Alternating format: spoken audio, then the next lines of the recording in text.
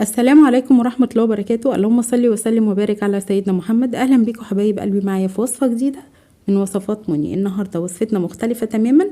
احنا هنعمل النهاردة صينية بطاطس باللحمة، بس هنعملها بطريقة صحية جدا، هتنفع للدايت ولغير الدايت كمان. ممكن تنفع كمان معانا طبق رئيسي في السفرة للعزومات، ومش هيبقى فيها صوصات كتير ومش هيبقى فيها صلصة وتتعب معدتنا، لا هتبقى خفيفة جدا. تعالوا نشوف احنا عملنا ايه.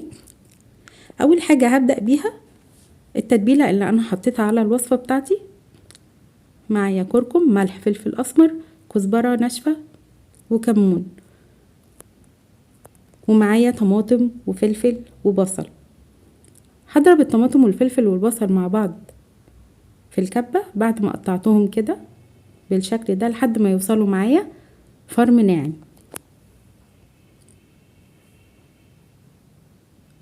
بالشكل ده. هخلص باقي الكمية اللي معايا.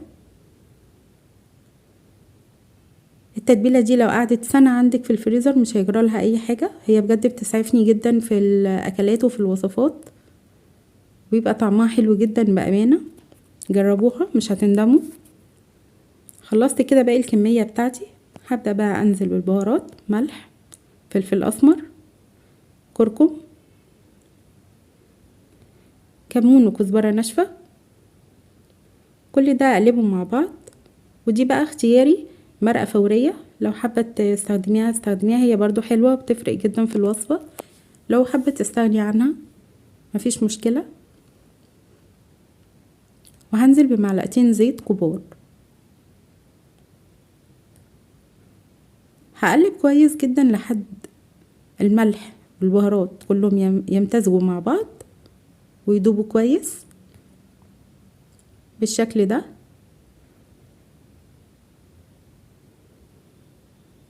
هتبقى معايا كده بالشكل ده. وهزود عليهم صويا صوص ودبس رمان، هتفرق جدا في الطعم، ومعلقة عسل كبيرة. بس كده هشيلها في الفريزر. ودي كانت عندي جاهزة وانا هستخدم منها النهاردة في وصفتي. طلعت منها شريحتين 3 على قد الصينية اللي انا هعمل بيها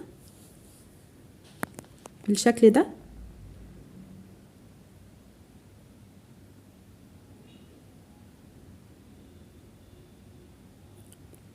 وهنزل بربع كيلو لحمة شرايح. اللحمة هجيبها من عند الجزار رفيعة جدا علشان ما تاخدش معايا وقت في السوا، يعني اقطعها بفتيك رفيع خالص. وهبدأ اقلبها في التتبيلة اللي انا عملتها. وهنزل ببطاطس شرايح، عبارة عن بطاطساية او بطاطستين، هقطعهم شرايح رفيعة جدا واقلبهم كلهم مع بعض. ونزلت فلفل. الخطوة دي اختياري، لو عايزة تستغني عنها استغني، كده كده التتبيلة فيها فلفل من جوه. بس كده دي الوصفة خلصت. هدهن الصينية بتاعتي.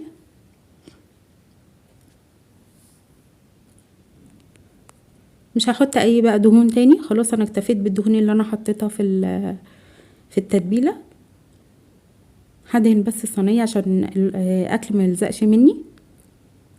وهنزل كده وهرص البطاطس تحت واخلي اللحمة فوق بالشكل ده، علشان لما تستوى اشيل الورق الفويل من عليها.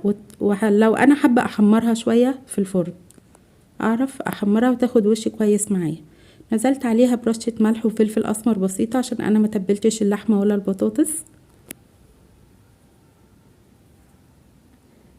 لحد ما نظبط الطعم. وجبت نص كوباية مية وهنزل بيها كده في الجناب بالشكل ده. وهز الصينية علشان السوائل كلها تمتزج مع الاكل كله. هجيب ورق فويل وهغطيها وهولع الفرن على درجة حرارة 180، الرف الوسطاني، لحد ما تستوى معايا وتتشرب كويس جدا. كلها تستوى معايا، مش هتاخد وقت خالص، يعني ربع ساعة كده هتلاقيها استوت. بعد ما تستوى هشيل ورق الفويل واولع عليها الشواية من فوق. هتبقى جاهزة معايا وهتطلع بالشكل ده. شكلها حلو جدا مغذية، وهقدمها مع رز بالشعرية.